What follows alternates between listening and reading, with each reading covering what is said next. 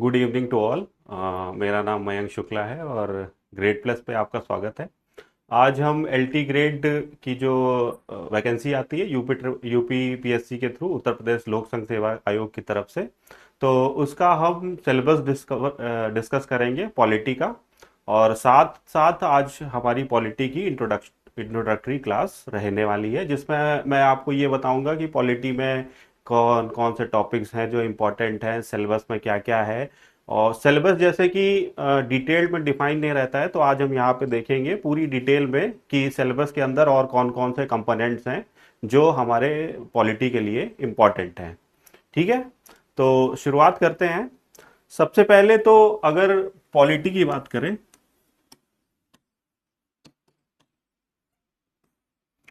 Polity सिर्फ नहीं पढ़नी है हमको, पॉलिटी के अंदर पढ़ना है गवर्नेंस और साथ में गवर्नमेंट सिस्टम। ठीक है, दोनों चीज अलग अलग है। गवर्नेंस और गवर्नमेंट सिस्टम। ठीक है, गवर्नेंस सिस्टम।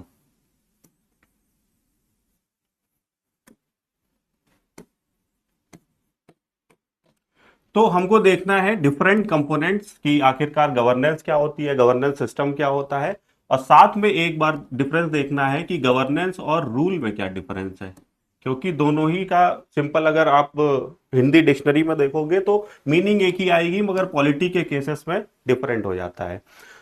तो पॉलिटी का अगर हम डिटेल सिलेबस डिस्कस करना चाहें, तो अगर डिस्कस करते हैं सिलेबस की, तो सिलेबस में पॉलिटी में क्या क्या आएगा, तो सबसे पहले हमें देखना है हमारा, सबसे पहला जो हमें देखेंगे वो देखेंगे हम हिस्टोरिकल बैकग्राउंड।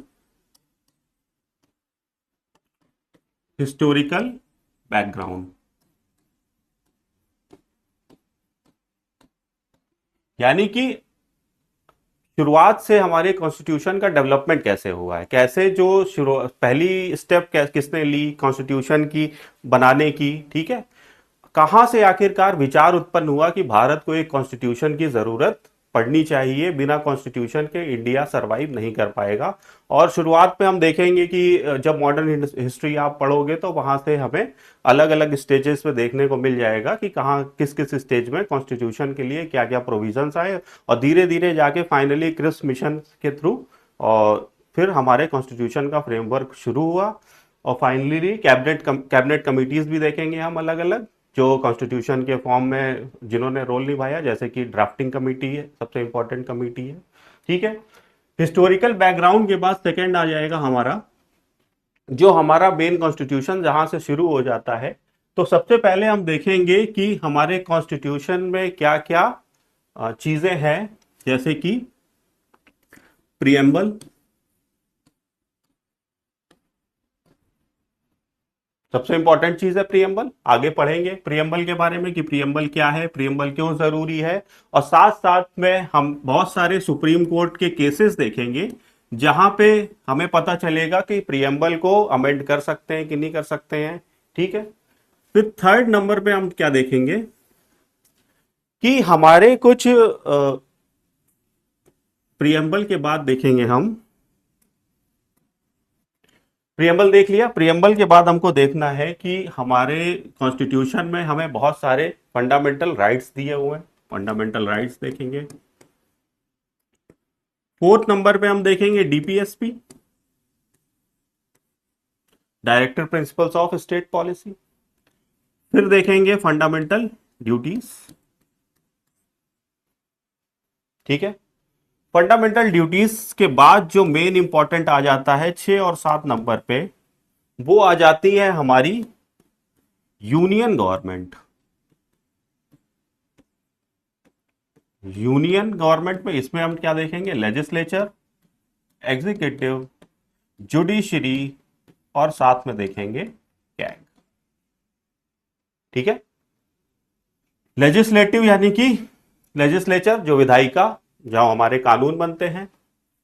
एग्जीक्यूटिव कार्यपालिका, जहां पे जो जो भी लॉज बनते हैं उनका जो इम्प्लीमेंटेशन होता है वो एग्जीक्यूटिव कराता है। फिर हमें जुडिशरी देखना है कि जो लॉज बने अगर उनका कोई वायलेशन करता है तो जुडिशरी उसके लिए है। और कैग, कैग देखेंगे हम, controller and auditor general of India. फिर उसके बाद हम आ जाएंगे कहां पे, और इसी सेक्शन में यूनियन के केस में जब जब हम जुडिशरी देख रहे होंगे तो वहां हम पढ़ेंगे सुप्रीम कोर्ट के बारे में।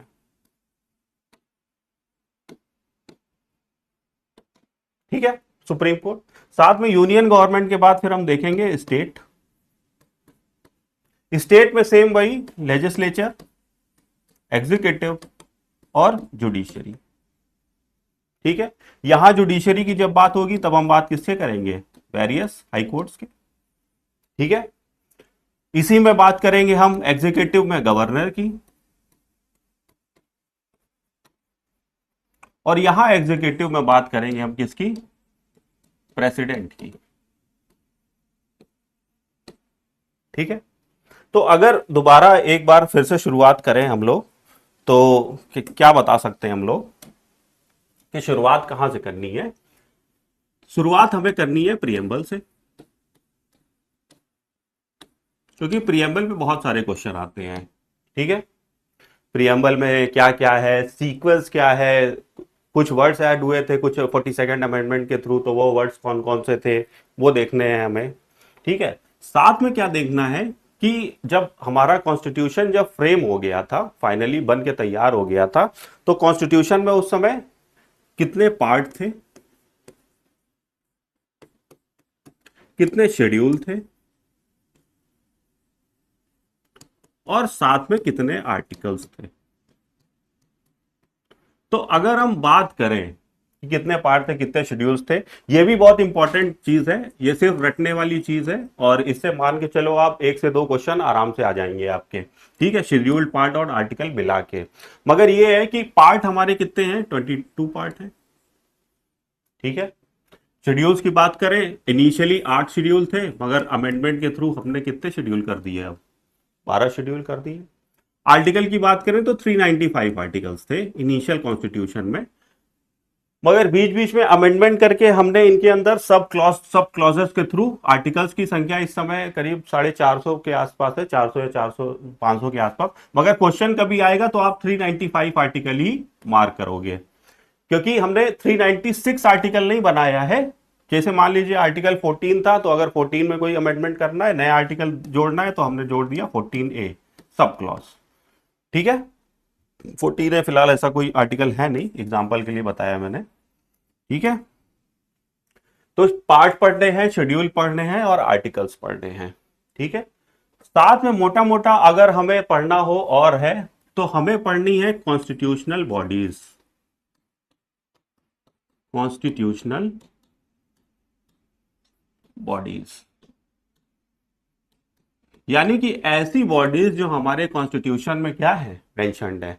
जैसे कि अगर आप अभी इलेक्शन को फॉलो कर रहे होगे तो सेंट्रल गवर्नमेंट के साथ काफी इशू हो गया था जब उन्होंने चीफ इलेक्शन कमिश्नर, सीसी जिसको हम कहते हैं शॉर्ट में, चीफ इलेक्शन कमीशन के अपॉइंटमेंट में उन्होंने अमेंडमेंट कर दिया था। ठीक है, तो सबसे पहले हमें पढ़ना है इलेक्शन कमीशन।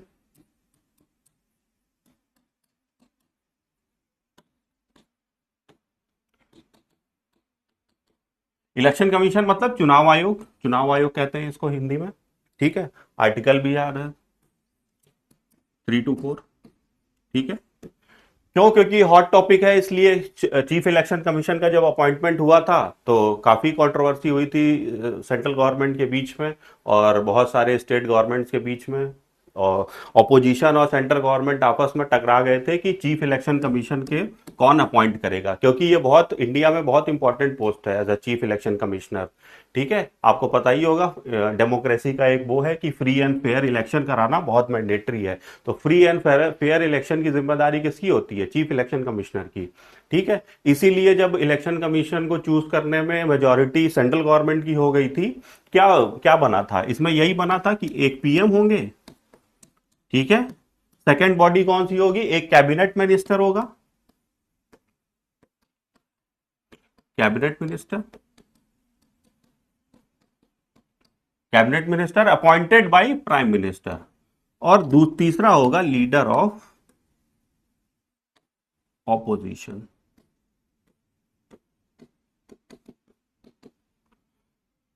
तो अगर आप यहां देख रहे तो चीफ इलेक्शन कमिश्नर को अपॉइंट करने के लिए तीन बॉडी की कंस्ट्रक्शन हुआ था। एक तो प्राइम मिनिस्टर थे, एक कैबिनेट मिनिस्टर जो प्राइम मिनिस्टर अपॉइंट करेंगे, लीडर ऑफ ऑपोजिशन।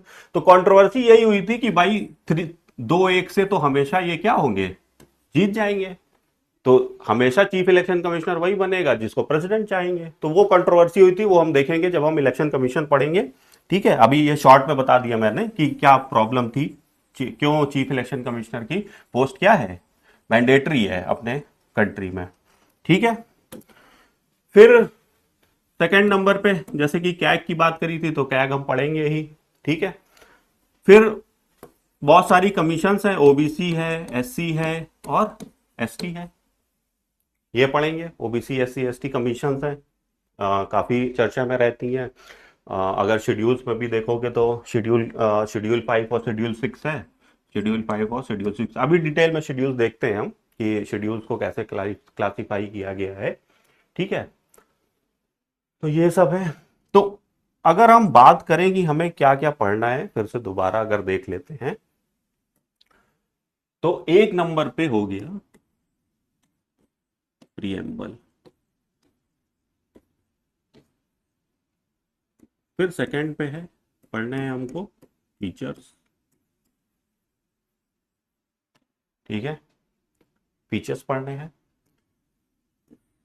फीचर्स में क्या हो जाएगा कि भाई अपना कॉन्स्टिट्यूशन क्या है, लेंथीएस्ट है। ठीक है, बहुत सारी कंट्रीज से लिया गया है। ठीक है, जैसे कि फंडामेंटल राइट हम लोगों ने कहाँ से लिए हैं, यूएसए से लिए हैं। फंडामेंटल ड्यूटीज कहाँ से लिए हैं, यूएसएसआर से लिए, जो अब क्या है, रशिया है। ठीक है, फीचर्स के बाद हम देख लेंगे कि पार्ट्स, शेड्यूल्स। ठीक है, पार्ट्स और शेड्यूल्स देख लेंगे। फिर चौथे नंबर पे क्या देख लेंगे, पार्ट्स और शेड्यूल के बाद चौथे नंबर पे आ जाएगा हमारा फंडामेंटल राइट। अगर पॉलिटी की आप बात करो तो फंडामेंटल राइट बहुत इंपॉर्टेंट पार्ट है। आपको फंडामेंटल राइट हमारे शुरू होते हैं आर्टिकल 12 से आर्टिकल 35 तक। आर्टिकल 12 से 35 आपको रटे होने चाहिए बिल्कुल। जैसे कि पीछे हमने बताया था हमारे टोटल आर्टिकल है 395। तो ऐसा नहीं है कि आपको सारे के सारे 395 आर्टिकल याद रखने हैं। 395 आर्टिकल्स याद करने की कोई जरूरत नहीं है। मैं बता दूंगा पर्टिकुलर सेगमेंट, जिस सेगमेंट के आर्टिकल आपको रटे होने चाहिए, जैसे उसी में से एक है ये फंडामेंटल राइट। आप किसी भी साल का क्वेश्चन पेपर उठा के देख लो, फंडामेंटल राइट से एक ना एक सवाल आपको जरूर मिलेगा। ठीक है, बिल्कुल ऐसा नहीं होता है कि फंडामेंटल राइट पूछे ही ना जाए। ठीक है, तो फंडामेंटल राइट बहुत इंपॉर्टेंट सेक्शन है, फंडामेंटल राइट हमको बिल्कुल नहीं छोड़ना है। ठीक है, फिर पांचवें नंबर पे आता है डीपीएसपी। अब सवाल आता है कि डीपीएसपी क्या है। डीपीएसपी हमारा दिया हुआ है आर्टिकल 36 से लेके 51। डीपीएसपी भी बहुत इंपॉर्टेंट आर्टिकल है। डीपीएसपी की अगर बात करें, अभी पार्ट डिस्कस करते हैं तो फिर डिटेल में आएंगे क्या है डीपीएसपी। देखिए, फंडामेंटल राइट आपको मिलते हैं अगेंस्ट गवर्नमेंट, कि गवर्नमेंट कोई भी ऐसा काम नहीं कर सकती जो आपके कुछ एक्शंस के अगेंस्ट हो। ठीक है, तो फंडामेंटल राइट्स फॉर्म में इसीलिए निगेटिव कहा है क्योंकि अगेंस्ट द गवर्नमेंट है। ठीक है, अब बात आती है अगर फंडामेंटल राइट हमारे राइट है तो डीपीएसपी क्या है। देखिए, डीपीएसपी का कॉन्सेप्ट कहां से आया था। डीपीएसपी अगर हम देखें तो हम लोगों ने लिए थे आयरलैंड से। क्या हुआ था कि जब हमारी कंट्री आजाद हुई थी 1947 में, ठीक है, तो क्या था कि सरकार हमारी कैसी थी। अगर सरकार की बात करें तो उस समय कैसी थी हमारी, सोशलिस्ट।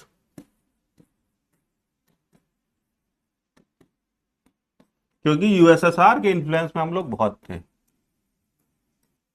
अब सोशलिस्ट गवर्नमेंट क्या चाहती है कि भाई सबका भला हो। ठीक है, तो हम बहुत सारी स्कीमें थे जो ऐसा था कि आम जनता के लिए करना चाहते थे, बहुत सारी स्कीमें लॉन्च करना चाहते थे, उनका बेनिफिट करना चाहते थे, सरकार अपने दम पे करना चाहती थी। मगर उस समय हमारे पास इतने रिसोर्सेस नहीं थे, क्योंकि आपको पता होगा कि जब पार्टीशन हुआ था, इंडिया पाकिस्तान दो कंट्री बनी थी, बहुत सारे रिसोर्स हमारे पाकिस्तान के पास चले गए थे। ठीक है। और अंग्रेजों ने तो जो 150 सालों से लूटा था, तो उसकी वजह से भी हमारे पास बहुत कम रेवेन्यू रहता था। तो हम लोग करना बहुत कुछ चाहते थे गवर्नमेंट के लिए, मगर उसके लिए फंड नहीं थे हमारे पास, रिसोर्सेस की कमी थी। तो उन रिसोर्सेस की कमी के कारण हमने डीपीएसपी को इंक्लूड किया। तो ये रखा कि हाँ, इन चीजों को डीपीएसपी में रख देते हैं हम। अभी हमारे पास पैसा नहीं है इसके लिए, मगर आगे चल के जब सरकार के पास रेवेन्यू आएगा तो इन डीपीएसपी को हम क्या करेंगे, अपनी पॉलिसीज में इंक्लूड कर लेंगे। इसी का एग्जांपल मैं आपको देता हूं। जैसे आपने देखा होगा mid day meal, mid mid day meal मध्याह्न भोजन है जिसको कहते हैं, स्कूलों में दिया जाता है बच्चों को, ताकि उनका न्यूट्रिशनल सपोर्ट देखा जा सके। ठीक है, न्यूट्रिशन को कैटर किया जा सके, इसीलिए मिड डे मील की शुरुआत की गई थी। तो ये पहले डीपीएसपी का पार्ट था, डीपीएसपी से हमने पॉलिसी फ्रेमवर्क में उसको अब अप्लाई कर दिया। ठीक है, डीपीएसपी हो गया, फंडामेंटल राइट हो गया, डीपीएसपी हो गया। ठीक है, फिर सिक्स्थ है, हाँ, डीपीएसपी और फंडामेंटल राइट में एक चीज और कॉमन है। ठीक है, डिफरेंस है, मैं बताता हूं आपको कि अगर फंडामेंटल राइट आपका वायलेट होता है, ठीक है, ये कॉन्स्टिट्यूशन में साफ साफ कहा गया है कि अगर फंडामेंटल राइट आपका कोई वायलेट करता है तो आप आर्टिकल 32 का यूज करके, अगर कोई आपका फंडामेंटल राइट को वायलेट करता है, आप अपना आर्टिकल 32 यूज करिए और सीधे चले जाइए कहां, सुप्रीम कोर्ट। ठीक है, कि भाई हमें हमें ये फंडामेंटल राइट दिया गया था और ये सर गवर्नमेंट वायलेट कर रही है इस फंडामेंटल राइट का, तो आप देखिए, तो सुप्रीम कोर्ट एक्शन लेगा गवर्नमेंट के खिलाफ। मगर डीपीएसपी के केस में ऐसा कुछ नहीं है। डीपीएसपी ऐसा नहीं है कि डीपीएसपी में कोई चीज लिखी हुई है और गवर्नमेंट फॉलो नहीं कर पा रही है उस चीज को, तो आप सुप्रीम कोर्ट चले जाओ, तो सुप्रीम कोर्ट आपका कुछ नहीं कर सकता, आपके लिए कुछ नहीं कर सकता है। क्योंकि डीपीएसपी बस एक गाइडिंग प्रिंसिपल है कि सरकार को अपनी पॉलिसीज की फ्रेमवर्क कराते समय कि डीपीएसपी को रखना चाहिए। ठीक है, ये डीपीएसपी है। अब फिर हमको पढ़ना है वही यूनियन और स्टेट। यूनियन और स्टेट बहुत इंपॉर्टेंट है, पढ़ना है। नेक्स्ट जो आपका इंपॉर्टेंट आ जाता है, जो आपके सिलेबस में दिया गया है, आपने देखा होगा पंचायत।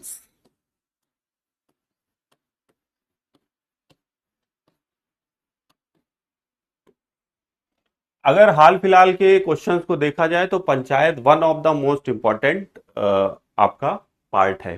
ठीक है, पंचायत को और किस नाम से यूज करते हैं हम, डेमोक्रेटिक डिसेंट्रलाइजेशन, डेमोक्रेटिक डिसेंट्रलाइजेशन यानी कि शक्तियों का विकेंद्रीकरण। ठीक है, जैसे कि क्या होता था, एक यूनियन गवर्नमेंट होती है, यूनियन गवर्नमेंट होती है कहां पे, सेंटर पे, राज्य, यानी कि जो केंद्र सरकार है हमारी, यूनियन गवर्नमेंट कहते हैं।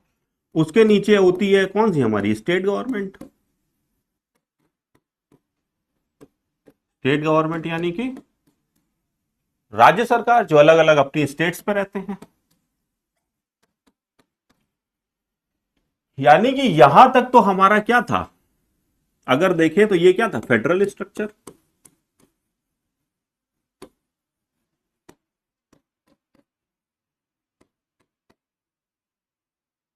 फेडरल स्ट्रक्चर यानी कि यूनियन गवर्नमेंट ने अपने पास पूरी पावर नहीं रखी, यूनियन गवर्नमेंट ने अपने पास थोड़ी पावर रखी, बाकी पावर किसको ट्रांसफर कर दी, स्टेट गवर्नमेंट को। इसीलिए इसको हम क्या नाम देते हैं, ये हमारा इंडिया, जो इंडियन पॉलिटी है वो कैसी है, फेडरल नेचर की है। अगर किसी और जगह जाओ जहां पे सिर्फ यूनियन गवर्नमेंट है, स्टेट गवर्नमेंट नहीं है, उसको क्या क्या देते हैं, यूनिटरी। यूनिटरी का मतलब सारी पावर किसके पास है? सारी पावर सिर्फ एक के पास है, ठीक है। मगर जब हम फेडरल की बात करते हैं तो फेडरल में क्या हो जाता है? पावर का डिवीजन होता है, किसमें? यूनियन और स्टेट लेवल पे, ठीक है। मगर इंडिया में हम इससे एक स्टेप और आगे बढ़ गए हैं, ठीक है। हमने स्टेट के भी नीचे क्या बता दी हैं? पंचायत।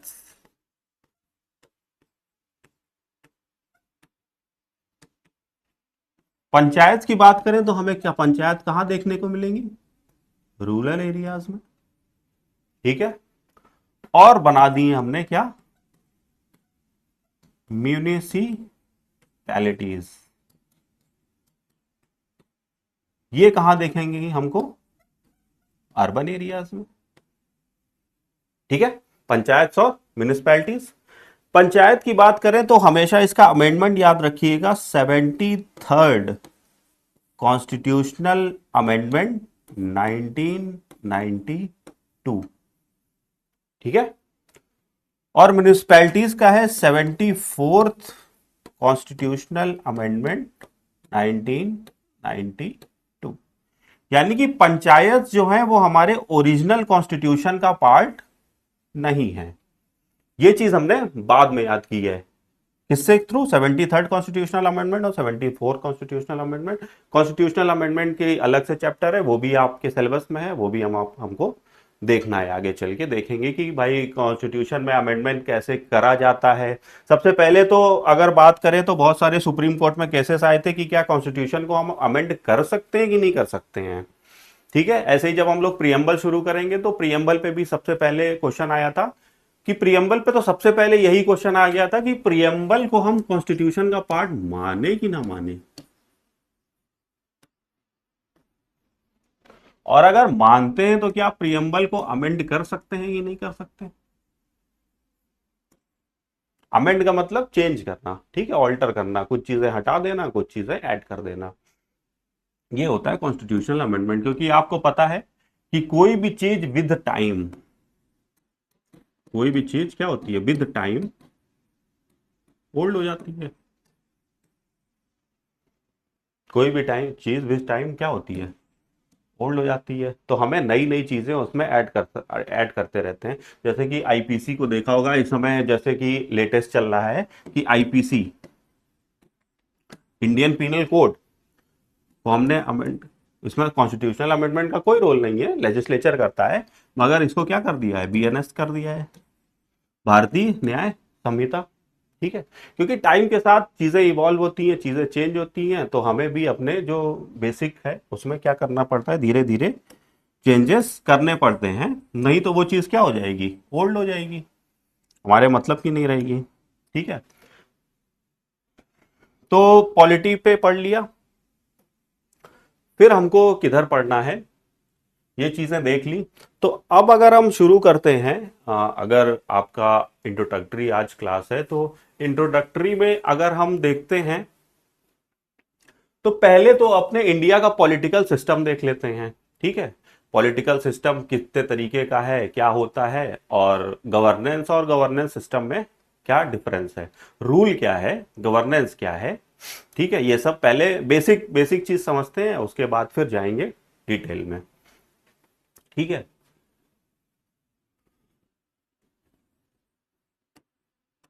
तो गवर्नेंस क्या होता है?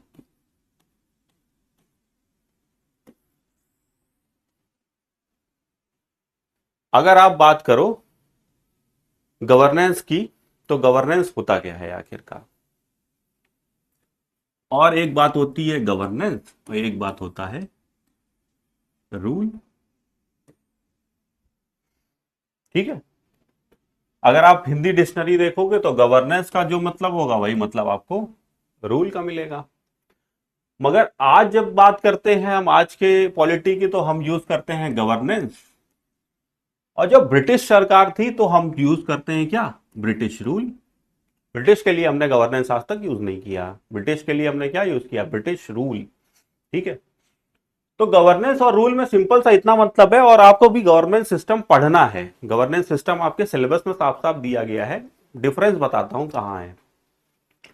तो गवर्नेंस में क्या होता है कि जो भी सिंपल, अगर आप गवर्नेंस देखो तो क्या मतलब है, रूल्स, रूल्स की मेकिंग, ठीक है, रूल्स का इंप्लीमेंटेशन,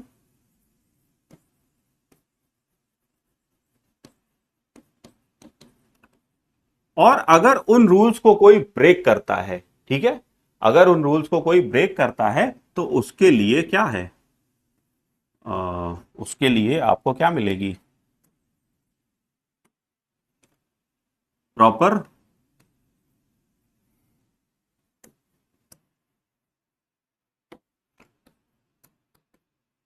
विजिलेंस, ठीक है। यानी कि नियम, भाई कोई भी सोसाइटी किससे चलती है, रूल से चलती है। बिना रूल्स के अगर कोई सोसाइटी हुई तो वो सोसाइटी होगी ही नहीं, वो जंगल राज हो जाएगा, ठीक है। आजकल कोई भी पॉलिटी या कोई भी गवर्नेंस सिस्टम, कोई भी छोटा से छोटा सिस्टम, कोई भी छोटी से छोटी इंस्टीट्यूट भी अगर आप ले लोगे, आपका स्कूल हो गया, जहां भी आप स्कूल भी में भी पढ़ाने जाओगे, वो भी एक सेट रूल और इंस्ट्रक्शन से चलता होगा, ठीक है। ऐसा तो होगा नहीं है कि कोई भी कभी भी आए, कोई भी कुछ भी करे। सबको एक वेल डिफाइंड रूल्स बता दिए गए होंगे, आपको उन्हीं को फॉलो करना है। तो हमारी गवर्नमेंट भी क्या ही करती है भाई, रूल्स का ही तो फॉर्मेशन करती है, रूल्स को फॉर्म करती है।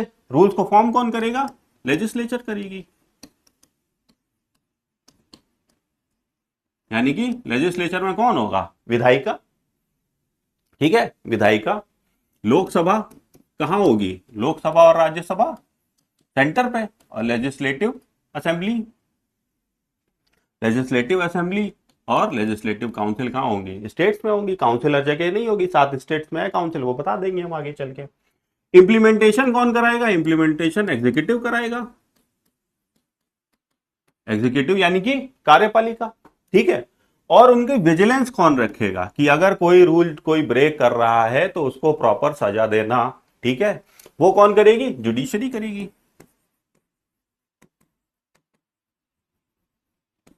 ठीक है, जुडिशरी करेगी। तो गवर्नेंस का मतलब सिंपल हो गया, जब रूल्स की मेकिंग, उनके इंप्लीमेंटेशन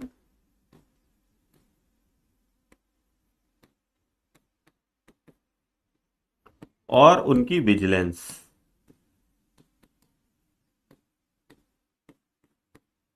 विजिलेंस का मतलब सही से रूल फॉलो हो कि नहीं हो रहे हैं। अगर ये तीन नो में रोल किसका हो, गवर्नमेंट का,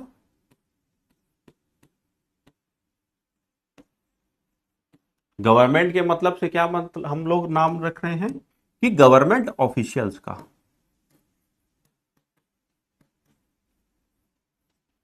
ठीक है।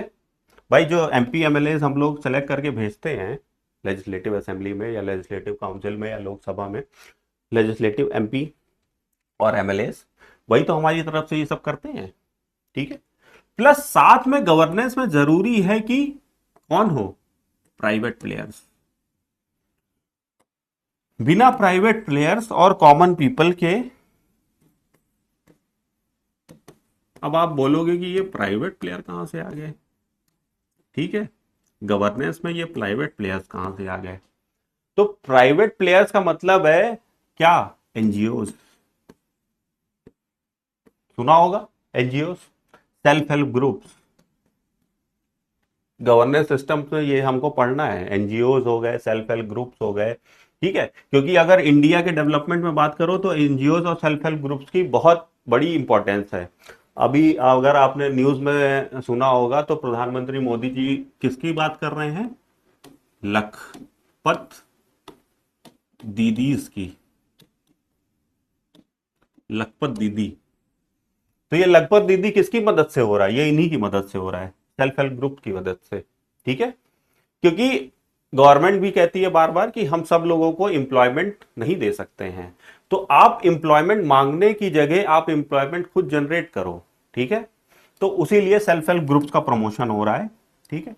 बहुत सारे एनजीओ के आपने भी नाम सुने होंगे जो गवर्नमेंट सिस्टम को हेल्प करने में मदद करते हैं, ठीक है, गवर्नमेंट की काफी हेल्प करते हैं। तो गवर्नेंस का मतलब सिंपल हो गया, गवर्नमेंट प्लस प्राइवेट प्लेयर्स, जब दोनों मिल के सरकार ही काम करें, सरकार की मदद करें in for the betterment of people, तो वो हो गई गवर्नेंस। अब रूल में सिंपल से आ गया कि रूल में ब्रिटिश सरकार में अगर आप थोड़ा सा कॉमन सेंस लगाओ तो क्या कोई हम लोगों को बोलते थे कि भैया आओ आप भी हमारे साथ रूल्स और रेगुलेशंस को बनाओ, हमारे साथ रूल और रेगुलेशन को इम्प्लीमेंट कराओ?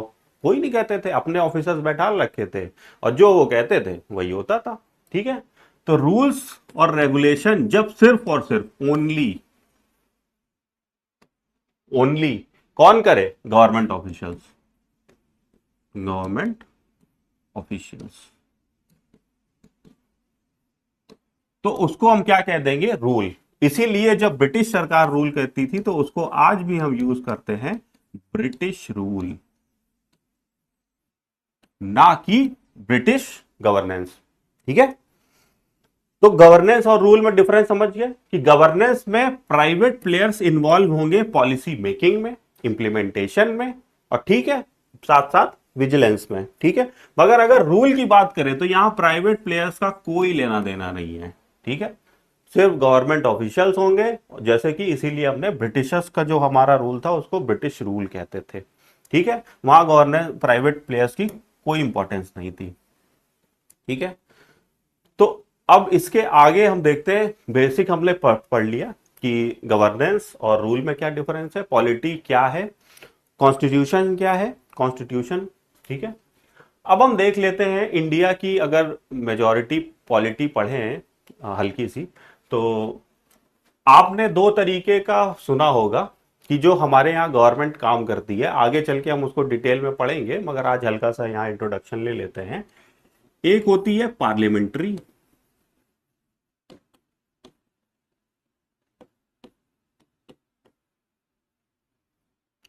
पार्लियामेंट्री, ठीक है, पार्लियामेंट्री फॉर्म ऑफ गवर्नमेंट।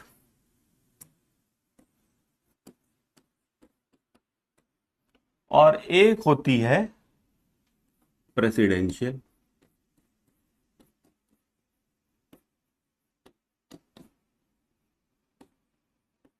ये हल्का सा यहाँ पे देख लेते हैं, क्योंकि आज इंट्रोडक्शन है, कुछ नया शुरू नहीं कर रहे हैं, तो बेसिक बेसिक देख लेते हैं, बाकी कल से हम लोग प्रॉपर शुरू करेंगे। सबसे पहले हम लोग शेड्यूल डिस्कस करेंगे, फिर पार्ट्स डिस्कस करेंगे, फिर आगे आगे वैसे ही चलेंगे। और आज हो सकता है आपको सिर्फ इंग्लिश में दिख रहा हो, कल से बाइलिंगुअल शुरू हो जाएगा, ठीक है। कल से जितने भी वर्ड्स हैं वो सब आपके बाइलिंगुअल हिंदी में भी आ जाएंगे, उसकी कोई भी टेंशन नहीं लीजिएगा। तो पार्लियामेंट्री फॉर्म ऑफ गवर्नमेंट और प्रेसिडेंशियल फॉर्म ऑफ गवर्नमेंट में क्या डिफरेंस है ये देखते हैं, ठीक है। पार्लियामेंट्री और प्रेसिडेंशियल, पहले एग्जांपल ही ले लेते हैं, उससे आपको और समझ में आ जाएगा कि एग्जांपल अगर बात करें तो हमारे इंडिया ही ले लेते हैं। इंडिया क्या है? पार्लियामेंट्री। और बात कर लेते हैं, यहां एग्जांपल ले लेते हैं, तो ये क्या है? यूएस से।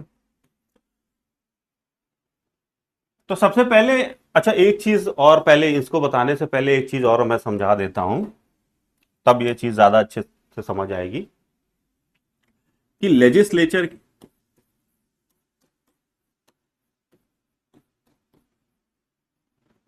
एक होता है लेजिस्लेचर और एक होता है एग्जीक्यूटिव।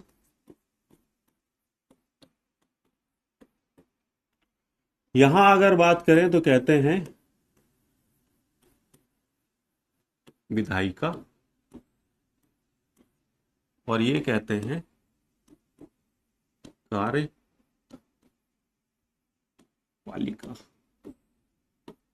ठीक है।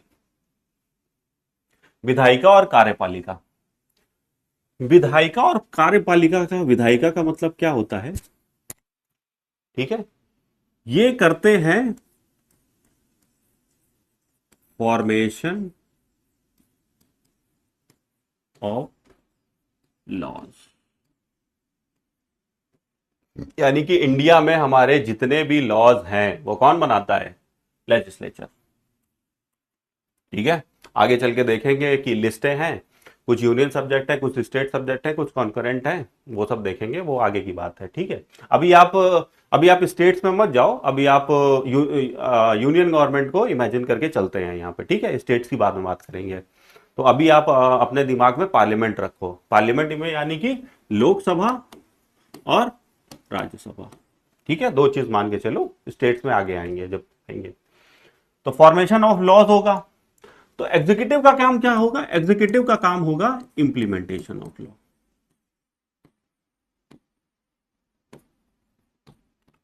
इंप्लीमेंटेशन ऑफ लॉ यानी कि लॉ को इंप्लीमेंट कराने की जिम्मेदारी किसकी होगी? एग्जीक्यूटिव की। और लॉ को फॉर्म करने की किसकी होगी?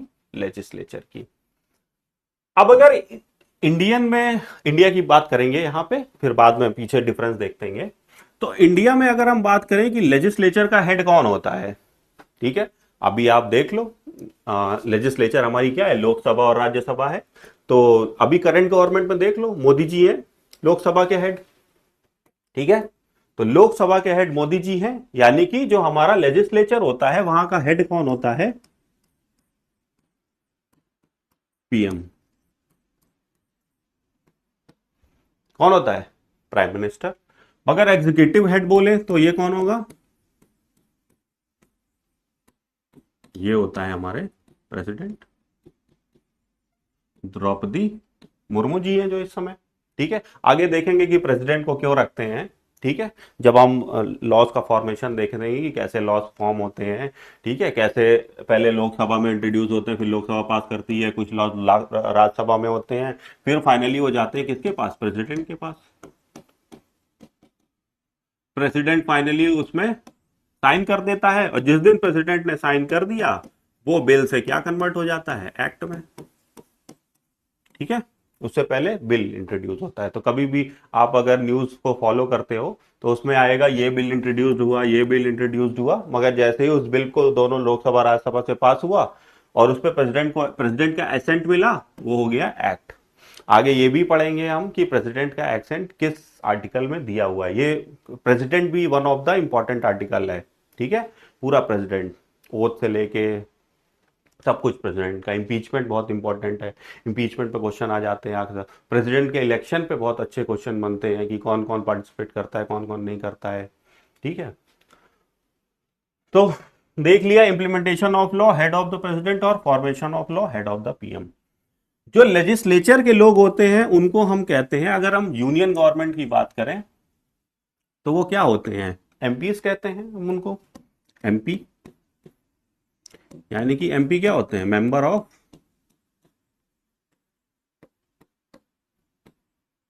पार्लियामेंट। यानी कि जो हमारी पार्लियामेंट में मेंबर चुन के जाते हैं उन्हीं को हम एमपीज कह देते हैं।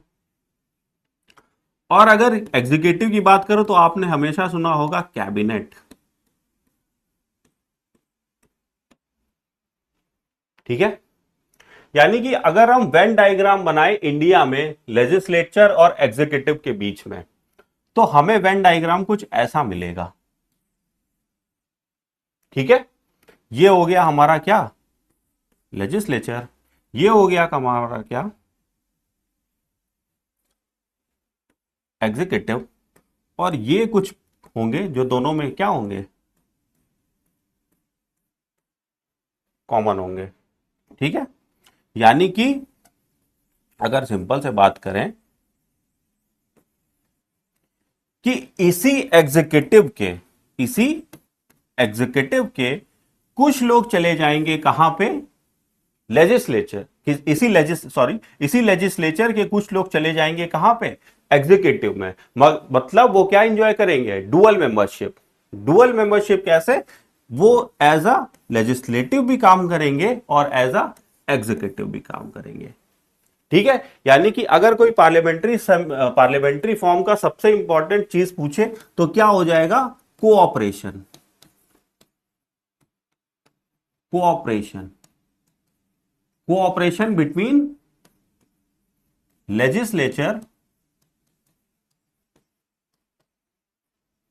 And executive.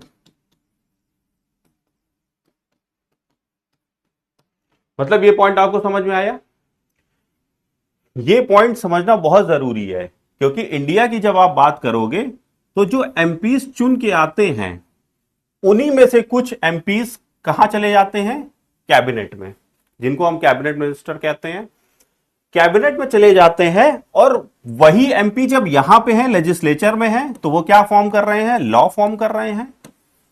ठीक है, वही एमपीज जब यहां लेजिस्लेचर में है तो लॉ फॉर्म कर रहे हैं, और वही एमपीज जब यहां कैबिनेट से सेलेक्ट होके आएंगे तो वही क्या कराएंगे, इंप्लीमेंट कराएंगे। यानी कि सेम एमपी इंजॉय कर रहा है कौन सी, एज अ लेजिस्लेचर और साथ में एज अ एग्जीक्यूटिव। यानी कि हमें क्या देखने को मिल रही है, cooperation, mutual cooperation, mutual cooperation between legislature और एग्जीक्यूटिव। ठीक है, मगर जब बात करते हैं हम किसकी, प्रेसिडेंशियल फॉर्म में, तो प्रेसिडेंशियल फॉर्म में हमें इसके बीच में कोऑपरेशन की वजह क्या दिखता है, सेपरेशन, सेपरेशन। यानी कि लेजिस्लेचर का एग्जीक्यूटिव से कोई मतलब नहीं है, एग्जीक्यूटिव का लेजिस्लेचर से कोई मतलब नहीं है, दोनों अपना इंडिपेंडेंट है, जो कि हमें यूएस में दिखता है। इंपॉर्टेंट इसलिए ये इसलिए फिर बन जाता है क्योंकि आपको पता है यूएसए में इलेक्शन होने वाले हैं। ठीक है, और अभी हमने एग्जांपल देखा है कि यूएसए में कौन सी गवर्नमेंट है, पार्लियामेंट्री फॉर्म ऑफ गवर्नमेंट। तो पीछे बैक आ जाते हैं, ठीक है, देख लेते हैं। तो पार्लियामेंट्री गवर्नमेंट और प्रेसिडेंशियल गवर्नमेंट है, यहां पे हमने देख लिया क्या हमको मिलता है, कोऑपरेशन।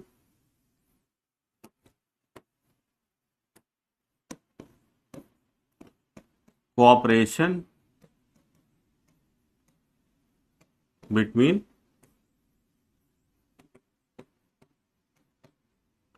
Legislature and executive.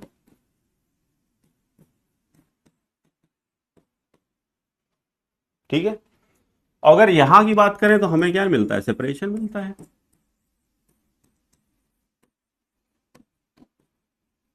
यानी कि ना एग्जीक्यूटिव का लेजिस्लेचर में कोई काम है, ना एग्जीक्यूटिव का लेजिस्लेचर में कोई काम है, दोनों अपना अपना सेपरेट है, अलग है। यूएस का एग्जांपल ले लेंगे हम आप आगे चल के। Separation between legislature and executive.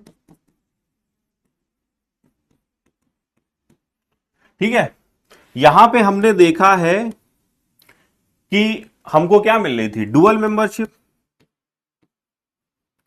Dual membership.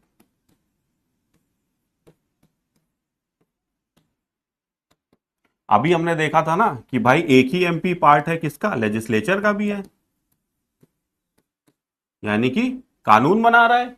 जैसे कि सबसे इजी एग्जांपल अपने राजनाथ सिंह का जी का ले लेते हैं, लखनऊ से एमपी हैं। ठीक है, तो राजनाथ सिंह क्या है, एमपी हैं लखनऊ से, तो वो लेजिस्लेचर का भी पार्ट थे, और कैबिनेट में अगर बात करो तो उनको डिफेंस मिनिस्ट्री मिली हुई थी, तो वो एग्जीक्यूटिव का भी काम पार्ट थे।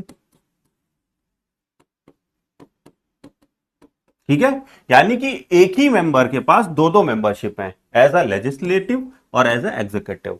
ठीक है, मगर जब प्रेसिडेंशियल फॉर्म ऑफ गवर्नमेंट में होते हैं तो यहां पे सिंगल मेंबरशिप होती है, सिंगल मेंबरशिप। यानी कि अगर लेजिस्लेटिव का है तो वो लेजिस्लेचर का ही रहेगा, अगर एग्जीक्यूटिव की मेंबरशिप है तो उसके पास एग्जीक्यूटिव की मेंबरशिप रहेगी, क्योंकि हमें पता है यहां पे साफ साफ लिखा है क्या है, सेपरेशन, दोनों के बीच में कोई रिलेशनशिप नहीं है। और यहां हमें क्या क्या साफ साफ दिख रहा है, कोऑपरेशन। ये इंपॉर्टेंट इसलिए है पार्लियामेंट्री और प्रेसिडेंशियल, क्योंकि आपको अक्सर इससे क्वेश्चन देखने को मिल जाएंगे स्टेटमेंट बेस पे। ठीक है, दोनों को कंपेयर करके स्टेटमेंट बेस्ड क्वेश्चन दे देगा कि पार्लियामेंट्री फॉर्म ऑफ गवर्नमेंट ये है, प्रेसिडेंशियल फॉर्म ऑफ गवर्नमेंट ये है, और आपको डिफरेंस बताना होगा कि कौन सा गलत है कौन सा सही स्टेटमेंट है। तो अगर आपने ये सब पढ़ रखा है तो आपको कोई दिक्कत होगी नहीं। ठीक है, दूसरी बात आते हैं कि यहां पे देखिए म्यूचुअल कोऑपरेशन है।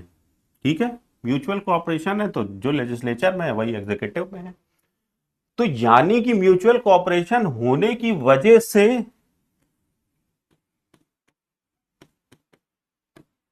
लेजिस्लेचर क्या है, अकाउंटेबल है towards executive and vice versa, and vice versa.